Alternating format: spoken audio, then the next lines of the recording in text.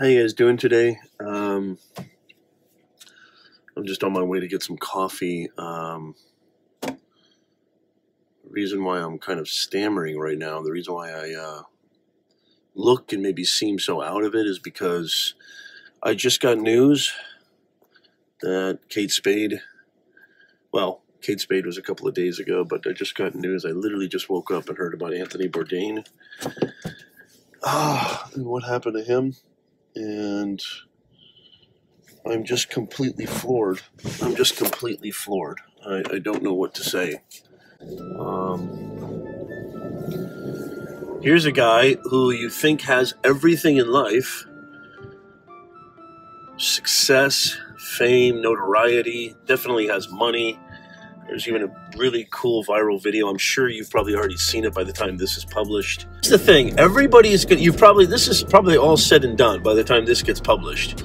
Everybody's going to say like, oh God, how could he? Same thing with Robin Williams or Kate Spade, or how could he do that to his family? How could you quit like that? How could you got to understand, this is a serious, serious illness. It is just like cancer.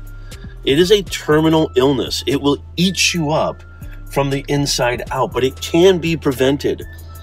It doesn't have to be,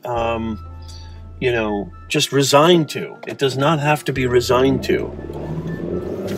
This is a very, very real disease. It's a very, very real issue and problem. My entire channel, you guys know this, my entire channel is all about mindset. It's all about, discovering who you truly are and not being, swayed and dismayed and stumbled and fumbled and fallen by these crazy, ugly, torturous thoughts that go in your head. You're looking at somebody who dealt with major depression and anxiety from the 18 to 29 every single day. I completely relate to the feeling of just being like, what is the point? Why, this isn't even worth it. Now, I'm not trying to say I knew what was going on in Anthony's head. Not even close. I'm not trying to say that at all. What I am trying to say is have some compassion. We have no idea what is going on inside a human being. You may see this beautiful, shiny exterior, Nez Nation. You may see this person living a glamorous life, with plenty of reasons to live and plenty of reasons to be happy and it goes back to internal validation versus external validation. Your inner game is where, that's where the real game is played. That's where you reside. If your inner game is right, your exterior don't matter. And here's the thing, the more you work on your inner game, your external starts to reflect that. So I'm not saying, you need to go live like a hobo and just be, if that's what makes you happy, I don't care. It doesn't bother me. I know I've worked with so many people and in my 41 years as of this recording, I've, had so many beautiful opportunities to meet amazing people in my life. And I can definitely vouch that I've met, people and had friends who literally, you would think at first glance, you would think at first meeting, you would think that these are seriously sad people. Like, look at the squalor that they live in. 15 people in like a 2-bedroom apartment and or just a 3-bedroom house, and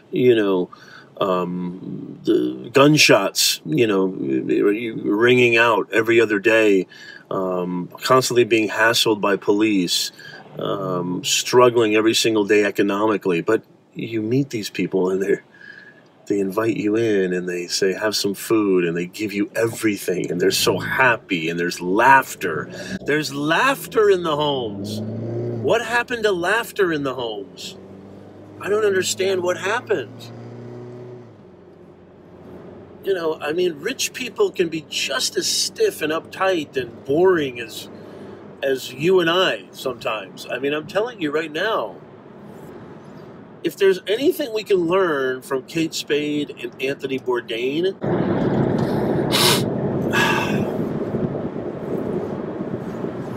Your outer game don't matter if your inner game is in ruins. Your outer game does not matter if your inner game is ruins. I completely understand why he did what he did. I do not judge him. I do not criticize him. I'm not one of these people who says, how could you do that to your daughter? How could you? Of course it's tragic and I feel sorry for the family. Of course. But I'm sitting here blaming Anthony Bourdain or sitting here blaming Kate Spade is not going to do anything. What we should be doing is using this as a reminder. I guarantee most of you probably didn't give a second thought to Anthony Bourdain. Probably hadn't thought about him in a really long time, unless you're a diehard fan. I cut cable, so I don't get CNN. I don't get his show.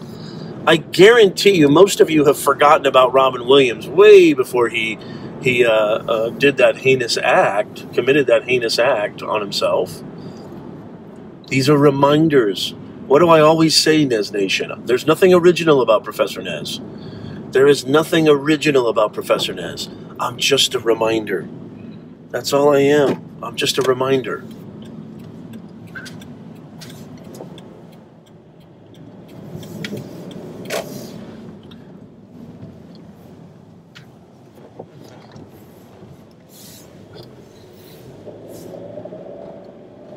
Going through the drive-thru at Starbucks here.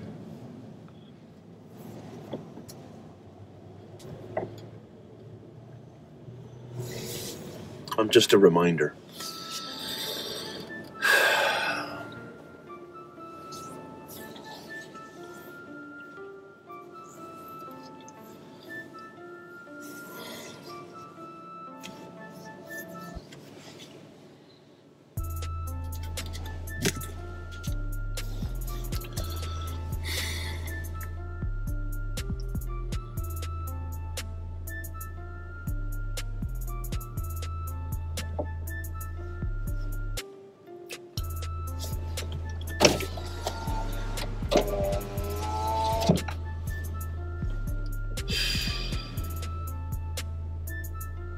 Just a healthy reminder. What is really important? Who are you? What are you? What really matters in life? What are you worried about? What are you really worried about? Why are you worried about it?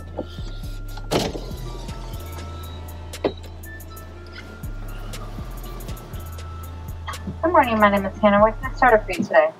Oh, wow, FaceTime. That's so cool. It's the first time I've ever seen that. Can I get your largest, strongest regular coffee? Is that breakfast blend or whatever? Do you want strong as in caffeine or as in flavor? Caffeine. Okay, the strongest caffeine would be the blonde roast. Oh, blonde roast. Okay, great. Okay. And I think that's it. Do you want any cream or sugar in there? Yeah, just a little bit of cream. Do you guys still have your, sausage biscuit sandwich? We do. Can I get one of those, too? Okay, anything else? I think that'll do it. Does it look correct on the screen? Yes, thank you. Okay, we'll have that for you at the window. Thank you. Okay, thank you. That's pretty cool. New era, y'all. New era. What are you worried about? What are you really fretting about? What's really bothering you? Does it really matter what he said, she said? Does it really matter if, that Starbucks employee didn't make your coffee exactly perfect? That's what's going to ruin your whole entire day? This is what these reminders should be. Stop blaming the person who committed the act. And it's so funny, I'm refraining from saying suicide. This is part of the problem. We need to destigmatize. We need to talk about it. It always feels good to talk about it. You can talk to me. Reach out to me if you want to, Nez Nation. If you ever have anything even near something like that, reach out to me. Morning. Hi, how are you? Good, how about you? Good. 6:20. 6:20. Perfect. I think I have 20. 1 second, sorry. Windy. I know. It's like a wind tunnel over here. Oh, hold on a second. I have it right here. Yeah, here you go. There you go. What are you worried about?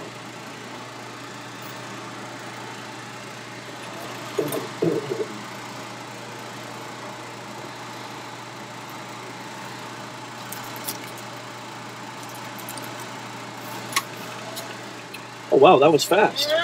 Okay, thank you so much. You're welcome. All right, have a good day. You as well. Thank you.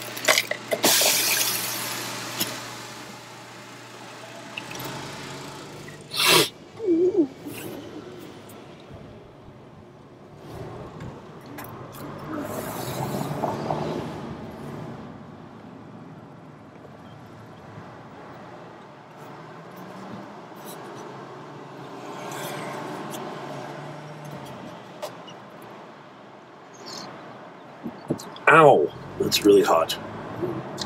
Ouch. I just burnt my tongue. If there's anything that Robin Williams, Kate Spade, Anthony Bourdain, and all of these people, not just these famous people who, you know, have a spotlight on them, but all of these people, if there's anything that they can teach us, treasure the things that are worth treasuring.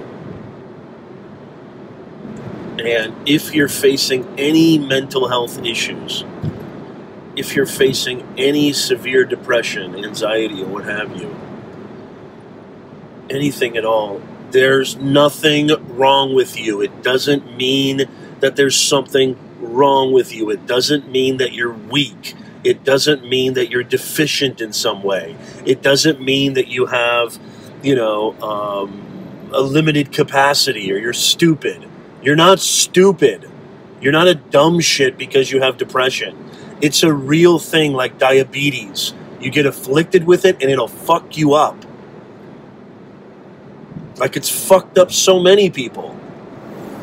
There is nothing. Reach out to me. Reach out to hotlines. Reach out to your friends, your family, your loved ones. Reach out to your friends instead of always saying, "Hey dude, what's up? Yeah, nothing. No worries. All right, later." Actually say, like, "I don't know, dude, I'm going through some shit." Have you ever gone through some shit like this? I'll never forget this. Here's a good story.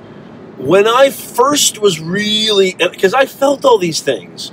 I felt all these reservations. I felt all these inadequacies. And I was very self-judgmental and self-critical. I was like, God, come on, snap out of it, man. You're a dude. Be a man. What do you mean you got anxiety? What do you mean you're depressed? I'll never forget this. This is why it always feels good to talk about it. I remember, like, you know, being an 18, 19-year-old talking with my buddy, and it was late at night. This is what we used to do, you know, as human beings. We used to actually look at each other and talk to each other. And I don't know what was the context or something, but it just kind of came up. I think he was talking about, you know, something that he wasn't able to go to school that day because he was having some problems. And then I dug deeper because here I was, like, having severe mental problems, but not telling a soul. And I got it out of him that he was having some anxiety or he was having some panic attacks. And it was like literally like the sun. It was like a light went off in my chest and warmed every molecule in my body. I just felt so not alone. I felt so not alone, which is a beautiful feeling when you're experiencing hell. You are not alone. You're not the only one who's faced these harrowing, horrific, nightmarish feelings, thoughts, sensations. You are not alone. I'm here for you. I think maybe, I don't know the situation. I don't know the deal, but I'm sure that probably maybe Anthony's, Kate, Robin, I'm sure that was a part of it, that they just felt like they couldn't talk to anybody about it. Again, this is all speculation. I don't know what exactly happened. Who knows? Maybe, I have no idea. Maybe he did it because he really just felt like, you know what, I'm good. Maybe he did it because he was happy. That's a possibility. Maybe he wasn't depressed and something. He's like, you know what, I had a good run, whatever. Later, hasta la pasta. I'm not speculating. I don't know why he did it. All I'm saying is, you never know what the answer is. You never know why.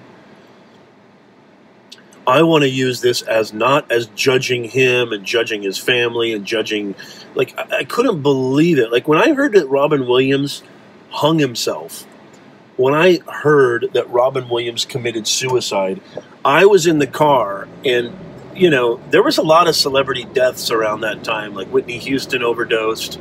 I remember, you know, it was just like all these, you know, and the news just completely just plastered it, glorified it, you name it. I remember literally when Robin Williams, who's been a hero of mine as a kid growing up, I pulled over and just started crying. I had to. This was a guy that I just totally looked up to, and he was still very young. I think he was like 62 or something. And I remember just crying. I mean, I don't know why he did it. But I remember everybody was judging him and his family. I remember everybody throwing criticism at him. Not everybody, but I mean, you know, most people were like, how could you do that? You what a loser. How could you do that? You had all this money. You had all this fame. You got a family. And the family part, yeah, it sucks. Because he had kids and a wife. And, yeah, that really sucks. I could never imagine doing that to my family. But, again, we don't know what's really going on. Like, we just don't know what's really going on. We think we know what's going on, but we don't. We have no clue what's going on. Instead of blaming him and blaming his family and blaming, why don't you just actually, like, you know, maybe reach out to somebody, maybe reach out to your loved ones, even like give your kid a kiss on the top of his head and be like, you know what, I love you. Why are you saying this, Dad? Why are you saying this, Mom? I don't know, I just am. I'm just reminded how lucky I am. I mean, these are reminders, healthy reminders. Jolt yourself out of your ridiculous worry. Jolt yourself out of your ridiculous problems that you think are huge problems. You have life, and that is super, super, super important. You have me, Professor Nez. If you're ever feeling, I'm going to leave a note, a card right up here. I've got an entire playlist on mindset mastery, how to overcome overthinking, anxiety, negative habits, negative thoughts, discover who you truly are. I'm going to leave that right up here. But in the comments below, let me know, what are your thoughts on everything that I've been talking about in this vlog? This is sort of just a real quick, serious vlog. I didn't really have much going on other than that. I just woke up with the news of Anthony Bourdain, and I had to say something, because I've gone through that hell, and thank God I walked through the fire on the other end. I feel it's an obligation to do these things. Yes, I love creating stories. I love creating content. I'm a content creating machine. But deep down underneath all that is this sense of duty, this sense of obligation. I don't know what it is. I'm not trying to say it's cool or, ooh, how noble. There's nothing like that. I just feel like I have to do it, because I have to share the 10 years of hell I went through and how I was able to, you know, walk through that absolute nightmare and finally come out the other side on the light end, and what I've learned and what I've experienced and what I've researched and what I've investigated and self-investigated, and how it's helped me, and hopefully I can share that with you guys, and hopefully inspire and motivate you guys and remind you guys more than anything. Thank you so much for watching. Don't forget to click that subscribe button, hit that bell notification, so whenever I go live, I did a live stream the other day. Hopefully you saw it. I'm still doing all my career advice. I'm still doing all my communication advice. This vlog is no different. We're bringing more humanness to this digitalness. That's what we're doing. We're bringing more humanness to this digitalness. How can we be more human in an era that's increasingly becoming more digital? Nothing wrong with that, but we need to remain human. I love y'all. Have a wonderful, wonderful day.